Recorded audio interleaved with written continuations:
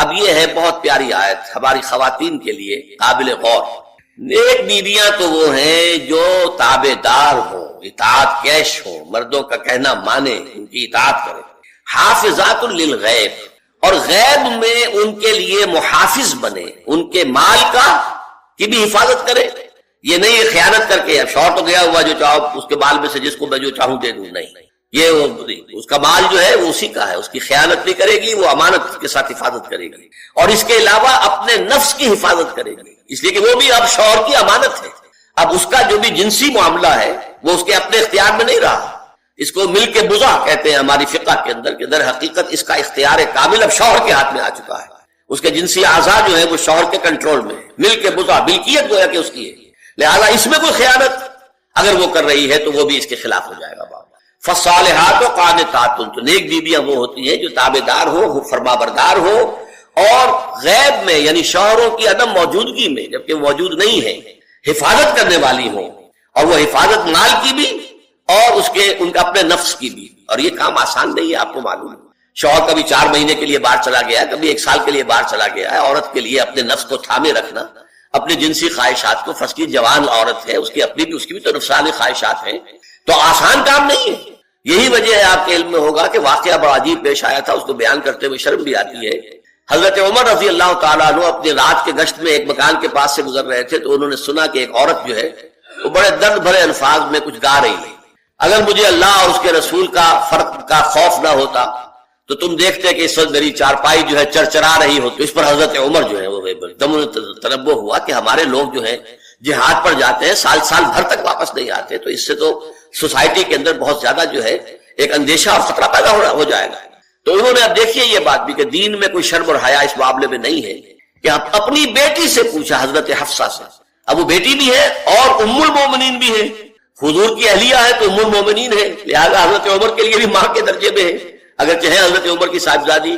کہ تم مجھے بتاؤ حفصہ، ایک عورت زیادہ سے زیادہ کتنے عرصے تک صبر کر سکتی؟ اور کوئی قباحت محسوس نہیں کی حضرت حفصہ رضی اللہ تعالی عنہا نے، کہ 4 مہینے.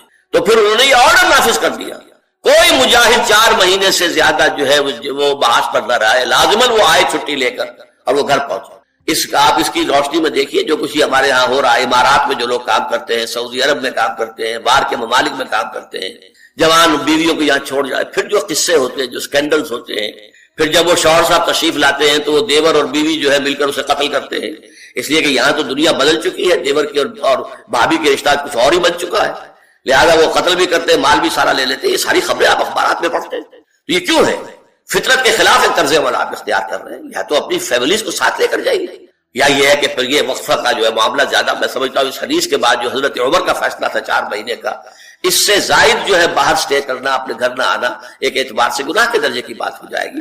علیکم بسنتی و سنت الخلفاء الراشدین المہدیین، تمہارے ذمے ہے میری سنت بھی اور خلفاء راشدین جو ہے میری ان کی سنت. اپنے من میں ڈوب کر پا جا سراغ زندگی. قرآن کیا کہتا ہے؟ وفی انفسکم افلا تبصرون. اور تیسری اہم ترین آیات کیا ہے؟ آیات قرآنیہ. ان تینوں میں گہرا ربط ہے، آیات آفاقی، آیات انفسی، آیات قرآنی. ان میں تدبر کے ذریعے، غور و فکر کے ذریعے انسان ایمان حاصل کرے. یہ ٹاپ کا ایمان ہے، یہ انٹلیکچوئلز کا ایمان ہے، یہ صدیقین کا ایمان ہے. نمبر 2، ایک ایمان ہے عوام کے لیے، اس کے 2 راستے ہیں. نمبر 1، صاحب یقین کی صحبت، جس کے اندر یہ ایمان پیدا ہو چکا ہو، آپ اس کے قریب رہیے. اگر بھٹی کے سامنے بیٹھیں گے حرارت پہنچے گی، اگر آپ برف کی سل کے قریب ہوں گے ٹھنڈ پہنچے گی. صاحب امین، صاحب ایمان کی صحبت اختیار کریں گے، ایمان سرات کرے گا. یہ ہے عوام کے لیے صحبت. کونوا مع الصادقین، ان کی صحبت اختیار. تیسرا ذریعہ ہے جو ہمارے لیے خاص طور پر جو مسلمان پیدا ہوئے ہیں.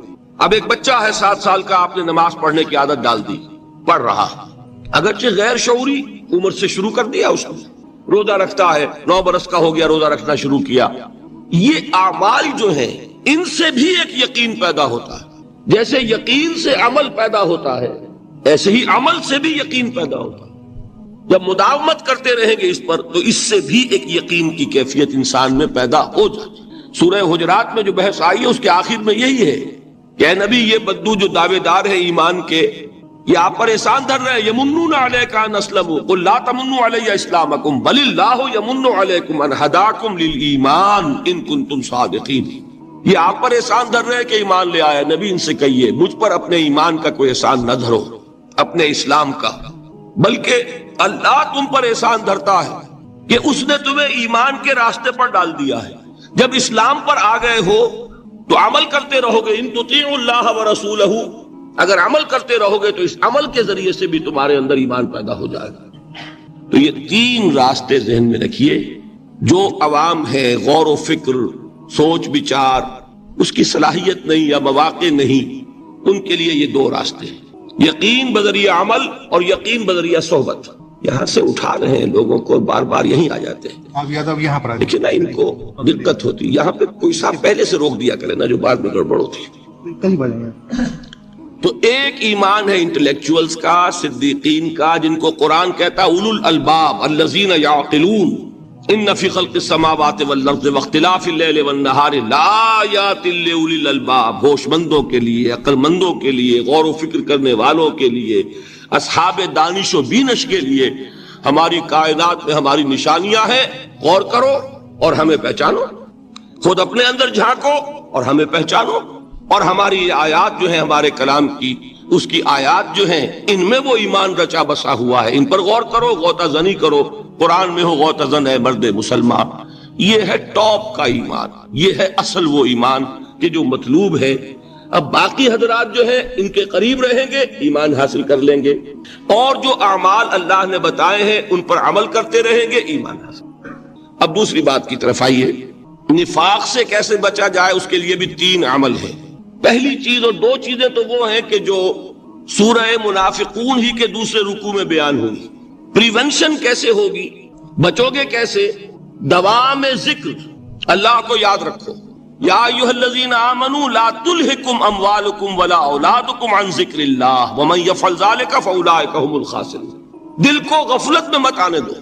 دل غافل ہوگا شیطان کا ڈیرا بن جائے گا. وہ دوام ذکر میں، البتہ یہ ذہن میں رکھیے کہ دوام ذکر کا ذریعہ کیا ہے، اس میں مغالتے ہیں لوگوں کو. جو سب سے بڑا ذکر ہے اس کو بھولے ہوئے ہیں، اور جو تیسرے چوتھے نمبر کا ذکر ہے اس کو سمجھ بیٹھے ہیں کہ بس یہی ذکر ہے. سب سے بڑا ذکر، مجسم ذکر قرآن ہے. الذکر انا نحن نزلنا الذکر وانا له لحافظون. وہ الذکر کون سا ہے؟ قرآن. اسی کو فرمایا، میں نے وہ آیت سنائی تھی کہ لوگ تنزیہ کہتے تھے، یا ایھا الذی نزل علیہ الذکر انک لمجنون.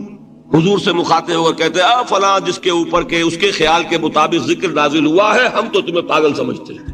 وہاں بھی لفظ کیا ہے؟ الذکر. تو معلوم کیا ہوا؟ انا انزلنا الیک الذکر لتبین للناس ما نزل الیہم. یہ الذکر ہے. تو اس سے بڑا ذکر کوئی نہیں. تلاوت قرآن، تدبر قرآن، غور و فکر قرآن کا، قرآن کو یاد کرنا. اس پر میرا کتاب چاہے مسلمانوں پر قرآن مجید کے حقوق، اب تو یہاں شاید کوئی کتاب موجود نہیں رہی ہے. بہرحال اگر آپ کو ضرورت ہوتی ہے پاکستان سے منگا لیتے ہیں، ہر شے پڑھیے، انشاءاللہ آ جائے گی چیز. نمبر 2 ذکر کیا ہے؟ اقیم الصلاۃ لذکری. نماز کو قائم کرو میری یاد کے لیے. یہ ذریعہ ذکر میں وہ تو ہے ہی مجسم ذکر، اور یہ ذریعہ ذکر میں سب سے اہم ہے. یہ عملی ذکر بھی ہو رہا ہے اور قولی بھی ہو رہا ہے. سورہ فاتحہ پڑھی آپ نے، قرآن شریف کی کچھ آیات پڑھی، پھر رکوع کیا. یہ رکوع جو ہے یہ آپ کا عملی ذکر ہے کہ آپ نے اپنے وجود سے اللہ کی عظمت کو تسلیم کیا. پھر آپ سجدے میں گرے، یہ آپ کا عملی ذکر ہے کہ اپنے وجود سے آپ نے اللہ کی عظمت کو اور تسلیم کیا. تیسری چیز ہے مسنون دعائیں اور مسنون اذکار جو حضور سے ثابت. ہمارے ہاں کیا ہو گیا، مجھے فلاں بزرگ نے یہ چیز بتائی ہے، وہ تو پڑھتے چلے جا رہے ہیں. نہ قرآن سے دلچسپی، نہ اذکار مسنونہ سے دلچسپی. ادعیہ معصورہ، آپ غور کریں گے کہ زندگی کے ہر عمل کے لیے حضور کی دعا موجود ہے. صبح اٹھے دعا ہے، آنکھ کھلتے ہی بیت الخلاء میں داخل ہونے لگے دعا ہے، نکلے دعا ہے، وضو کرنے بیٹھے دعا ہے، فارغ ہوئے دعا ہے، مسجد کے لیے گھر سے نکلے دعا ہے، مسجد میں داخل ہوئے دعا ہے. مسجد میں تو ہے ہی ذکر، نماز ہے، تلاوت ہے. باہر نکلے دعا ہے، گھر میں داخل ہونے لگے پھر دعا ہے. سواری پر سوار ہو رہے ہیں دعا ہے، اتر رہے ہیں دعا ہے، شیشہ دیکھ رہے ہیں دعا ہے، کپڑے پہن رہے ہیں دعا. زندگی کا کوئی عمل نہیں یہاں تک کہ جو تعلق زن و شو ہے جس کو کہ خالص حیوانی بات سمجھا جائے گا اس کے لیے بھی دعا ہے. غفلت میں وہ کام بھی نہیں کرتا. سمجھ رہے ہیں آپ؟ اب آپ غور کیجئے، اس میں کوئی اضافی وقت نہیں لگا، کوئی اضافی پوسچر اختیار نہیں کیا آپ نے، یوں بیٹھو، اس طرح بیٹھو، یوں کرو، کوئی آپ کا وقت اضافی نہیں لگا. جو کام کر رہے ہیں اور آپ اللہ کو یاد کر رہے ہیں، اور وہ اللہ کی یاد اس کام کی مناسبت سے ہے. ان ادعیہ معصورہ سے دو تعلق جڑ گئے انسان کے. دعا کس سے کر رہے ہیں؟ اللہ سے. جڑا کہ نہیں؟ اور یہ الفاظ کس کے ہیں؟ محمد رسول اللہ کے. تو آپ کے دو تعلق جڑ گئے. آپ اپنی جی سے گھڑ کر دعا مانگیں گے تو پہلا تعلق تو ہو جائے گا، دوسرا نہیں ہوگا. بہتر سے بہتر دعا مانگ لیں آپ. لیکن حضور سے جو معصور اور مسنون الفاظ جب آپ زبان سے نکالتے ہیں تو آپ کا تعلق اللہ سے بھی ہوا بذریعہ دعا، اور وہ الفاظ چونکہ حضور کے ہیں صلی اللہ علیہ وسلم تو حضور کے ساتھ ہوا. یہ تیسرا درجہ ہے. چوتھے درجے میں مانتا ہوں کہ ایک ہوتی ہے خاص کسی شخص کے امراض کی تشخیص کرنے کے بعد تجویز. کوئی اگر طبیب ہے، ماہر طبیب روحانی، وہ آپ کو دیکھے گا تو اندازہ لگائے گا کہ آپ میں کیا کمی ہے، اس کے مطابق آپ کو ذکر بتائے گا. بھئی فلاں آیت کا مراقبہ کیا کرو. کسی میں بزدلی ہوتی ہے، کسی میں مال کی محبت زیادہ ہوتی ہے، کسی میں توکل کی کمی ہے، کسی میں شہرت کی خواہش ہے، نمایاں ہونے کا جذبہ ہے، کسی میں تکبر ہے. سب کا ایک سا برس تو نہیں ہوتا نا. تو یہ در حقیقت اندھے کی لاٹھی سے نہیں چلنے والی بات. یہ تو ماہر کا کام ہے کہ وہ تجویز کرے کہ تمہارے لیے خاص طور پر ذکر یہ. در حقیقت ہمارے جو یہ سلسلے تھے سلوک کے، یہ بڑے ماہر ہوتے تھے، یہ لوگ بڑے ماہر اطباء تھے. یہ جو علم نفسیات ہے اس کے ہمارے صوفیاء سے بڑھ کر کبھی کوئی عالم گزرا ہی نہیں دنیا میں. فرائیڈ کیا ہے اور ایڈلر کیا ہے اور یونگ کیا ہے، بچے ہیں. ہمارے صوفیاء کرام نے جس طرح انسان کی نفسیات کو سمجھا اور وہ ان کی مناسبت سے تجویز کرتے تھے. لیکن اس کو رکھا جائے گا چوتھے نمبر پر. جیسے مولانا احمد علی صاحب فرمایا کرتے تھے بھائی اس آیت کا مراقبہ کیا کرو. مراقبے کیا مانی؟ اب انہوں کو ان الفاظ کو بھی ہم نے خام خواہ کچھ خاص ایک شکل دے دی. مراقبہ کیا؟ توجہ کرنا، دھیان کرنا، خاص اس آیت کے اوپر، اس کے معانی پر اپنے ذہن کو جمانا. وہ کیوں ہے؟ تاکہ آپ کے اندر جو کمی ہے اس کی تلافی اس سے ہو. لیکن یہ کہاں آئے گا؟ چوتھے نمبر. سمجھ گئے؟ تو نفاق سے بچنے کا ذریعہ، پریونشن کیا ہے نفاق سے؟ دوام ذکر. نہ تمہیں تمہاری اولاد، نہ تمہارے اموال، نہ تمہاری تجارت، نہ کاروبار اللہ کے ذکر سے غافل نہ کر سکے. پنجابی میں کہتے ہیں کہ ہتھ کارول اور دل یار ول. کام کر رہے ہیں آپ لیکن یہ کہ دل اللہ کے ساتھ لگا ہوا ہے، زبان تر ہے اللہ کی یاد سے. جو قرآن یاد ہے، گاڑی میں آپ بیٹھے جا رہے ہیں، 2 گھنٹے آپ کو کار میں لگانے ہیں، قرآن شریف پڑھتے جائیے. اس سے بڑا ذکر ہی کوئی نہیں. یہ ہے پریونشن. اب اگر مرض ہو جائے تو کیا؟ اس کے لیے 2 چیزیں ضروری ہیں. ایک دیکھیے عجیب ہے، یہ نفاق کا علاج انفاق سے. صرف ایک الف لگانا. انفاق کے معنی اور ہے. یہ بنا ہے کس سے؟ نفقت الدراہم، پیسے ختم ہو گئے، مک گئے. یا نفق الفرس، گھوڑا مر گیا. تو مال کو کھپانا، لگانا اللہ کی راہ میں. اگر دل میں نفاق کی کوئی آلائش آئی ہے تو اس کا ازالہ ہوگا انفاق فی سبیل اللہ سے. مال اللہ کی راہ میں دیجئے، صدقہ کیجئے، خیرات کیجئے، دیجئے، اللہ کے دین میں لگائیے. جتنا لگائیں گے نفاق دھل جائے. اس لیے کہ اصل سبب نفاق کا ہے ہی حب دنیا، دنیا کی محبت. لہذا اس کا ازالہ ہوگا جو سب سے محبوب شے ہے، مال. انہ لحب الخیر لشدید. مال محبوب ترین ہے کہ نہیں؟ لہذا اس کو اللہ کی راہ میں لگائیں گے تو وہ نفاق دھل جائے گا. اور ایک اور چیز ہے جو بہت اہم ہے، بہت ہی شعوری طور پر اس کا اہتمام کیجئے. جس وقت دین کے کسی فرض کی انسان کو سمجھ آ جائے، اس کا شعور پیدا ہو جائے، پھر ڈیلے نہ ہو. ذرا سا ڈیلے جو ہے اس پر عمل کرنے میں، یہ در حقیقت نفاق کو جڑ پکڑنے کا موقع دینا ہے. Immediate action. ایک بات سمجھ میں آ گئی، فوراً عمل. اس میں شیطان کیا کرتا ہے؟ ذرا ٹھہر جاؤ، ابھی دیکھو یہ فرض ہے، یہ ذمہ داریاں ہیں، یہ کرنا ہے، وہ پھر لگا دینا اپنے آپ کو. بہت سے لوگ کہتے ہیں بس یہ ریٹائرمنٹ کے بعد تو سارا میں دین کے لیے وقف کر دوں گا. اول تو خدا کے بندے تمہارے اندر رہ کیا جائے گا ریٹائرمنٹ کے بعد؟ سارا تو کھپ چکو گے، رہ کیا جائے گا؟ دوسرے یہ کہ یہ بھی جان لیجئے کہ کار دنیا کسے تمام نہ کر. ریٹائرمنٹ کے بعد کون فارغ ہو جاتا ہے؟ بیٹوں بیٹیوں سے فارغ ہوئے تو پوتے پوتیاں موجود ہیں، نواسے نواسیاں موجود ہیں. کبھی بھی وہ بوجھ ختم نہیں ہوتا زندگی کا. وہ تو یہ کہ آج بات سمجھ میں آئی ہے تو آج عمل ہونا چاہیے. قرآن مجید میں سورہ انعام میں بڑی شدید وعید آئی ہے. الفاظ ہیں یہ وَنُقَلِّبُ أَفْئِدَتَهُمْ وَأَبْصَارَهُمْ كَمَا لَمْ يُؤْمِنُوا بِهِ أَوَّلَ مَرَّةٍ. انسان پر ایک حقیقت کا انکشاف ہوا کہ یہ بات حق ہے، فوراً تسلیم کرے. کسی مصلحت کی وجہ سے، کسی بزدلی کی وجہ سے، کسی لالچ کی وجہ سے، کسی اپنی سیادت یا قیادت کی وجہ سے کیسے مان لوں؟ لوگ کہیں گے کہ یہ نیچے ہو گیا، وہ اونچا ہو گیا جس کی بات مانی. کسی وجہ سے رک گئے تو اللہ تعالیٰ اندر سے وہ جو استعداد ہے حق کو پہچاننے کی وہ سلب کر لیتا. وَنُقَلِّبُ أَفْئِدَتَهُمْ وَأَبْصَارَهُمْ، ہم الٹ دیں گے ان کے دلوں کو بھی اور ان کی آنکھوں کو بھی. کیوں؟ كَمَا لَمْ يُؤْمِنُوا بِهِ أَوَّلَ مَرَّةٍ، اس لیے کہ وہ پہلی مرتبہ جب انکشاف حق ہوا ہے وہ ایمان نہیں لایا. اس کا میں ایک واقعہ آپ کو سنانا چاہتا ہوں کہ کس طرح صحابہ کرام پر بھی وقتی طور پر یہ واقعہ اگر صحابہ کرام کا نہ ہوتا تو یہ حقائق سمجھ میں نہ آتے.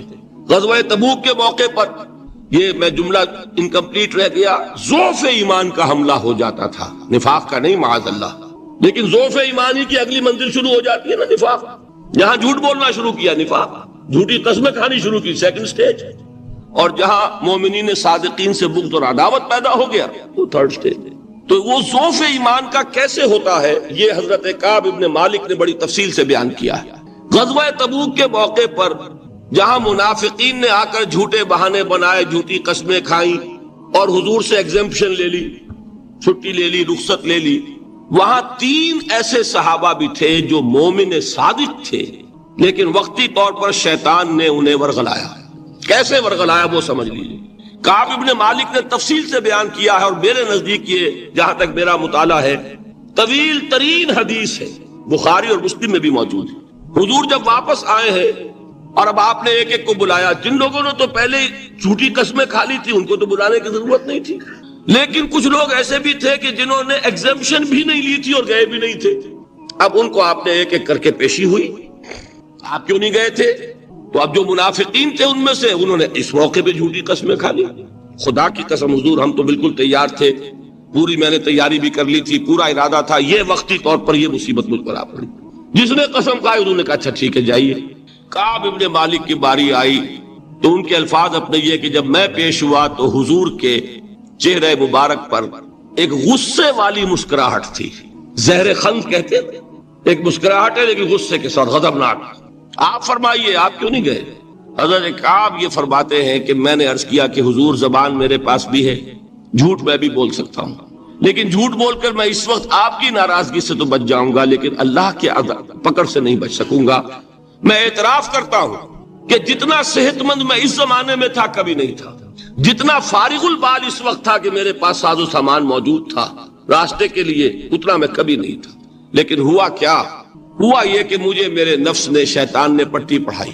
وہ پٹی کیا پڑھائی کہ حضور تو 30,000 کے لشکر کے ساتھ چلیں گے تو لشکر تو سلولی موو کرے گا نا، تمہارے پاس بڑی تکڑی، بڑی توانا صحت مند اونٹنی ہے، تم ذرا 2 دن بعد چلنا تیزی کے ساتھ اور حضور سے مل جانا.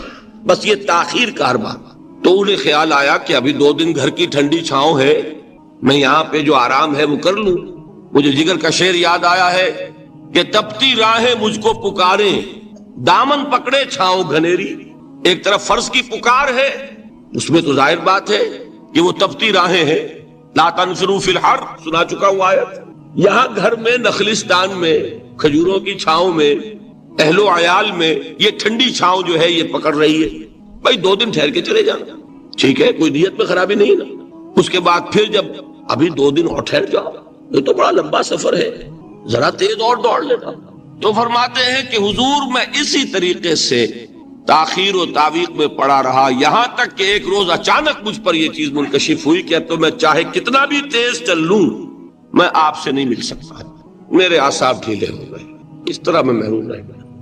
حضور نے بائیکاٹ کا حکم دیا صحابہ کو. 3 صحابہ تھے ایسے، 2 اور تھے جنہوں نے اسی طریقے سے اعتراف کیا.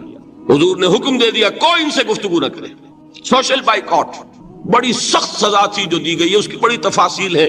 اللہ تعالیٰ شوق دے تو وہ حدیث پوری پڑھی ہے. میں نے تو 2 جمعوں میں ایک مرتبہ صرف اس ایک حدیث کو بیان کیا تھا. شاید کہیں کیسٹس ہوں میرے ہاں، ہمارے نمبر کوئی مجھے یاد نہیں ہے، لیکن یہ بڑی عجیب حدیث ہے۔ لیکن اس میں جو اصل سبق ہے وہ کیا ہے؟ اس طریقے سے شیطان لے تو لال، تاخیر، تعویق، ابھی کیا جلدی ہے، ذرا اس کام سے فارغ ہو لو، ذرا پھر تلافی کر لینا، ذرا زیادہ زور سے کام کر لینا، یہ وہ چیز ہے کہ جو وہ تو خیر صحابی تھے، بچ گئے، اگر وہاں جھوٹی قسم بھی کھا دیتے تو گئے تھے۔ یہ تو اتنا ہی ہے نا، مردی و نامردی قدم فاصلہ دارت، اس میں تو یہی ہے کہ ذرا ایک جھوٹی قسم کھا دیتے، جھوٹی بہانہ بنا دیتے تو اب ضعف ایمان نہ رہتا، وہ نفاق کی سرحد شروع ہو جاتی۔ وہ اللہ تعالیٰ نے ان کو بچایا، لیکن یہ کہ ہم کیسے بچیں گے اگر ہم نے یہ روش اختیار کی؟ لہذا 3 کام، دوام ذکر نمبر 1، اس کی میں شرح کر چکا ہوں، 4 اذکار یاد کر لیجئے گا ان کو، ورنہ کیا فائدہ۔ نمبر 2، انفاق فی سبیل اللہ، نفاق کا علاج انفاق۔ نمبر 3، یہ عادت اپنے اندر پیدا کیجئے شعوری طور پر کہ جب ایک حقیقت واضح ہو جائے فوراً اعتراف کہ ہاں بھائی بات ٹھیک ہے آپ نے، جب ایک فرض کا احساس ہو جائے فوراً اس کی ادائیگی کے لیے آغاز۔ تاخیر و تعویق ہے کہ جس سے پھر نفاق کو موقع ملتا ہے۔ اللہ تعالیٰ مجھے اور آپ کو حقیقی ایمان عطا فرمائے اور نفاق سے بچائے رکھے۔ اب آئیے حقیقت و اقسام شرک پر۔ دیکھیے، ہر شخص یہ جانتا ہے کہ اسلام دین توحید ہے۔ ایک لفظ میں اگر کہیں گے تو اسلام کا سب سے بڑا وصف، سب سے بڑی علامت توحید ہے۔ وہ جو اقبال نے کہا کہ توحید کی امانت سینوں میں ہے ہمارے، آسان نہیں مٹانا نام و نشاں ہمارا، تو توحید ہے۔ توحید کی ضد ہے شرک، ٹھیک؟ اس سے میں ایک نتیجہ نکالتا ہوں، کوئی مسلمان جان بوجھ کر مشرک نہیں ہو سکتا، یہ میرا نتیجہ ہے۔ جان بوجھ کر مشرک نہیں ہو سکتا، وہ شرک میں مبتلا ہوگا تو ناسمجھی میں ہوگا، نادانی میں ہوگا، وہ اسے شرک نہیں سمجھے گا۔ یہ ممکن نہیں ہے کہ کوئی مسلمان ہو، گیا سے گیا مسلمان، گزرا سے گزرا مسلمان، گھٹیا سے گھٹیا مسلمان، لیکن وہ شرک کو شرک سمجھتے ہوئے اس پہ آلودہ ہو جائے۔ ہوتا کیا سمجھ میں نہیں آتا کہ شرک، تو ضرورت بہت ہے کہ ہم یہ پہچانے کہ یہ شرک ہے کیا۔ دوسری بات یہ جان لیجئے، ہمارے دین میں ناقابل عفو جرم کون سا ہے؟ شرک۔ 2 مرتبہ بیان فرمایا گیا سورہ نساء میں صرف، ان اللہ لا یغفر ان یشرک بہ ویغفر ما دون ذلک لمن یشاء۔ اللہ تعالیٰ اسے تو ہرگز نہیں بخشے گا کہ اس کے ساتھ شرک کیا جائے، ہاں اس سے کم تر جس کو چاہے گا معاف فرما دے گا۔ نوٹ کر لیجئے، اس کی بھی اندر بھی اوپن لائسنس نہیں ہے کہ بقیہ سارے گناہ لازماً معاف کر دے گا، یہ نہیں ہے۔ اس سے تو آپ میں جرت پیدا ہو جائے گی، باقی سب کیے جاؤ، یہ نہیں۔ جس کو چاہے گا بخش دے گا، لیکن امید ضرور دلا دی کہ شرک سے کم تر کوئی گناہ ہو تو اس کی بخشش کی بغیر توبہ کے اللہ تعالیٰ نے امید دلائی۔ توبہ سے تو شرک بھی معاف ہو جائے گا، اس سے مراد کیا ہے؟ بغیر توبہ کے۔ اللہ تعالیٰ نے فرمایا کہ اور گناہوں کے بارے میں تو امید کی جا سکتی ہے، لیکن شرک کے بارے میں ہرگز نہیں۔ اہمیت واضح ہو گئی مزید۔ نمبر 3، اس شرک کی ہماگیریت کا عالم یہ ہے کہ سورہ یوسف کی آیہ مبارکہ ہے، وَمَا يُؤْمِنُ أَكْثَرُهُمْ بِاللَّهِ إِلَّا وَهُمْ مُشْرِكُونَ۔ انسانوں کی اکثریت کا حال یہ ہے کہ وہ اللہ پر ایمان نہیں رکھتے مگر کسی نہ کسی قسم کے شرک کے ساتھ۔ یہ یونیورسلٹی ہے اس کی کہ اللہ کو بھی مان رہے ہیں لیکن کسی نوع کا شرک جو ہے وہ بھی لگا رکھا۔ وَمَا يُؤْمِنُ أَكْثَرُهُمْ بِاللَّهِ، انسانوں کی اکثریت کا حال یہ ہے کہ وہ ایمان نہیں رکھتے اللہ پر، الا وہم مشرکون، مگر یہ کہ کوئی نہ کوئی شرک بھی کرتے ہیں۔ چوتھی بات یہ سمجھیے کہ شرک ہر دور میں بھیس بدل کر آتا ہے۔ یہ ضروری نہیں ہے کہ شرک کی جو قسمیں آج سے 200 برس پہلے تھی صرف وہی آج بھی رہے۔ ہو سکتا ہے کہ بالکل نئی شکلیں اس شرک نے اختیار کری۔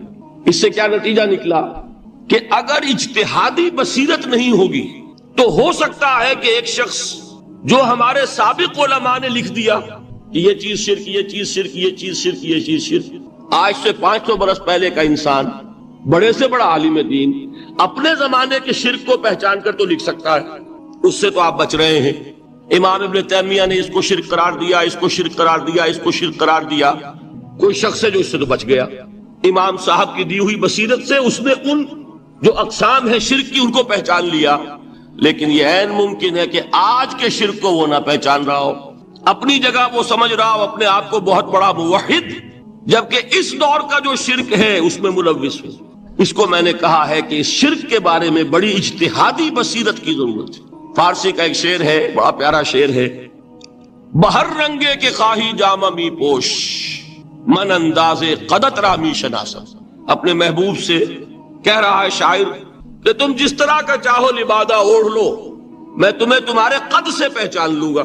کتنا ہی چھپا لو اپنے آپ کو، کیسے ہی لباس بدل لو، بہر رنگے کے خواہی جامہ می پوش، من انداز قدت رامی شناسا، میں تمہارے قد سے تمہیں پہچان۔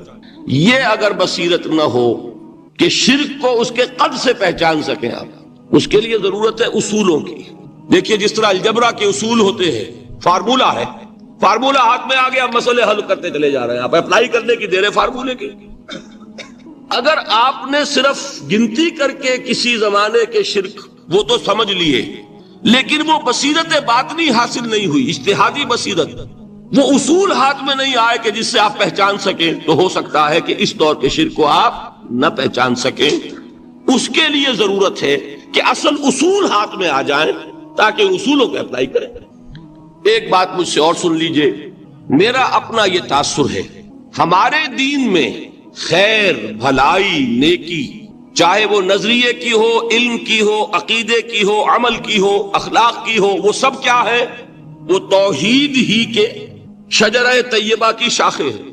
اور شر، برائی، گمراہی، خیالات کی ہو، نظریات کی ہو، علم کی ہو، عقیدے کی ہو، عمل کی ہو، اخلاق کی ہو، سب کے ڈانڈے شرک کے شجرہ خبیثہ سے ملتے ہیں۔ اس شجرہ خبیثہ کے برگوبار ہے جو بھی برائی ہے، عمل کی یا علم کی، اور اس شجرہ طیبہ کے برگوبار ہے جو بھی خوبی ہے، عمل کی یا عقیدے۔ یہ میرا تاثر ہے، اور جب تک اس انداز میں وہ آپ کو اندرونی رشتے ظاہر نہیں ہوں گے، آپ پر منکشف نہیں ہوں گے، وہ اجتہادی بصیرت جو ہے پیدا نہیں ہو سکے۔ اب آئیے ایک اور بات دیکھیے، شرک میں اور الحاد میں کیا فرق ہے، یہ بھی ہم نہیں سمجھتے۔ الحاد، مادہ پرستی، وہ کیا ہے؟ ایتھیزم، کسی بھی خدا کا انکار۔ ہمارے آج کے دور کی سب سے بڑی گمراہی یہ ہے۔ شرک کیا ہے؟ خداؤں کو ماننا، یہ کیا ہے؟ تھیزم ہے، لیکن پولی تھیزم ہے۔ توحید کیا ہے؟ مونو تھیزم ہے، ایک خدا کا ماننا۔ لیکن شرک کے اندر ایک اور حقیقت کو پہچان لیجئے، شرک میں ہمیشہ ٹاپ پر ایک خدا کو مانتے ہیں، باقی سارے خدا نیچے ہوتے ہیں، اوپر جا کر وہ توحید ہوگی ہمیشہ۔ کوئی مشرکانہ نظام ایسا نہیں ہے جو ٹاپ پر جا کر توحید نہ بن جائے۔ دیکھیے ہندو دیویاں، دیوتا بے شمار، لیکن مہادیو وہ بھی کیا دو ہیں؟ مہادیو وہ تو ایک ہے۔ انگریزی میں گاڈز، گاڈیسز، لیکن وہ چھوٹے جی سے لکھے جائیں گے، چھوٹے جی سے لکھے جانے والے gods and goddesses. Roman mythology ہو، گریک مائتھولوجی ہو، ان دیویوں دیوتاؤں کے نام ہی آپ نہیں یاد کر سکتے، لیکن گاڈ بڑے جی سے وہ ایک ہے کہ نہیں؟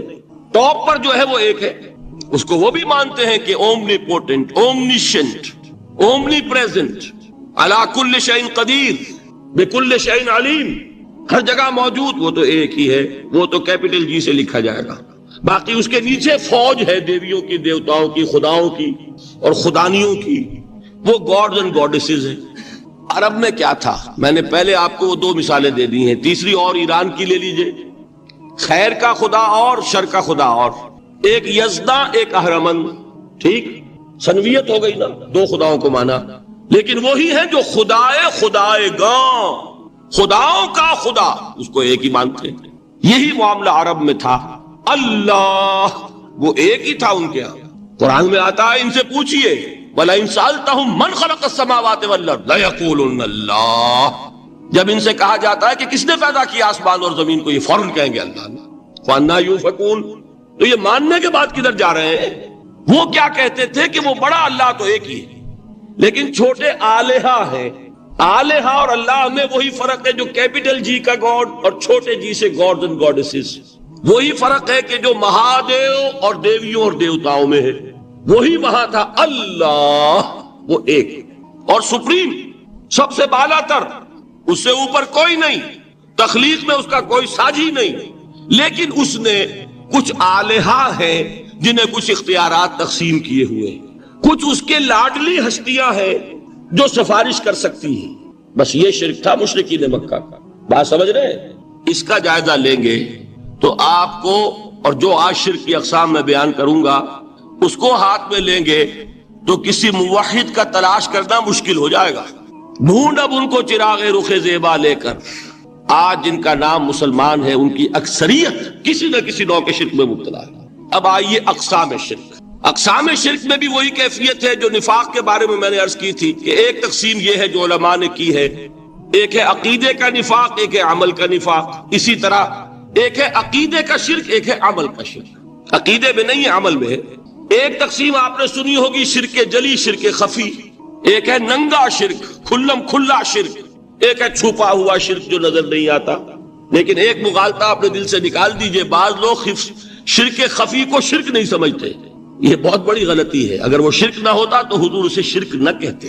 کوئی اور لفظ، عربی زبان کا دامن جو ہے محدود نہیں ہے، پھر اس کے لیے کوئی اور لفظ اختیار فرمایا جاتا ہے. وہ شرک، لیکن ایک شرک ہے جلی جو نمایاں ہے، نظر آ رہا. ایک ہے شرک خفی جو نظر نہیں آ رہا. اور وہ کتنا خفی ہو سکتا ہے اس کی ایک مثال دی حضور نے. شرک خفی اتنا خفی ہو سکتا ہے، ذرا مبالغہ دیکھیے جو حضور نے بات کو سمجھانے کے لیے مثال میں جو مبالغہ اختیار فرمایا. ایک سیاہ اندھیری رات میں ایک سیاہ پتھر پر ایک سیاہ چیونٹی کو رینگتے ہوئے دیکھنا جتنا مشکل ہے اتنا ہی شرک خفی کا پہچاننا مشکل ہے. بتائیے، آپ نے فرمایا انا افصح العرب، میں عرب کا فصیح ترین انسان ہوں. اس سے آگے کوئی مثال دی جا سکتی ہے؟ اندھیری رات، تاریک رات، پتھر سیاہ، چیونٹی سیاہ، کون دیکھ سکتا؟ جتنا اس کو دیکھنا ناممکن ہے اتنا ہی شرک خفی کا پہچاننا مشکل ہے. گویا کہ اس سے تو اللہ ہی بچائے گا تو انسان بچے گا. ایک آخری بات تمہیداً اور عرض کر دوں، پھر میں چلوں گا اقسام پر. میری جو باتیں آپ کے سامنے آئی اس سے ایک منطقی نتیجہ نکلتا ہے. کوئی شخص اگر حقیقتاً شرک سے بچ جائے، واقعتاً شرک سے بچ جائے، ہر قسم سے بچ جائے، اس سے بھی اوپر کوئی انسان ہوگا. گویا کہ یہ آخری منزل ہے. یا یوں کہیے کہ جس شخص کے بارے میں اللہ تعالیٰ یہ مان لے کہ میرا یہ بندہ شرک سے بری ہے، اس سے بڑی سند کوئی ہے؟ دی ہائیسٹ ٹیسٹیمونیل، سب سے بڑی سند، سب سے بڑی تعریف جو بندے کی ہو سکتی ہے وہ کیا ہے؟ یہ مشرک نہیں ہے. یہی وجہ دیکھیے آپ قرآن مجید میں حضرت ابراہیم کے ذکر میں دیکھیں گے. ابراہیم کا مقام کیا ہے؟ خلیل اللہ، ابو الانبیاء، امام الناس. تین نسبتیں ہیں، تینوں بڑی عظیم. اللہ کے ساتھ نسبت کیا ہے؟ خلیل. واتخذ اللہ ابراہیم خلیلا. ابو الانبیاء، کتنے نبی ہیں ان کی نسل میں؟ اسحاق اور اسماعیل سے چلیے، پھر یعقوب اور یوسف، اور پھر چلیے موسیٰ اور ہارون، اور پھر چلیے سارے انبیاء بنی اسرائیل کے، حضرت عیسیٰ، پھر یہاں تک کہ محمد الرسول اللہ کس کی اولاد ہے؟ ابراہیم کی. ابو الانبیاء. اور نمبر 3، انی جاعلک للناس اماما، امام الناس. اور قرآن میں جو سب سے بڑی سند انہیں دی جاتی ہے وہ کیا؟ وما کان من المشرکین. تو ابراہیم مشرکین میں سے نہیں تھے. معلوم ہوا کہ یہ سب سے بڑی سند ہے، سب سے بڑا سرٹیفکیٹ ہے، سب سے بڑا ٹیسٹیمونیل ہے جو اللہ کی طرف سے کسی کو ملتا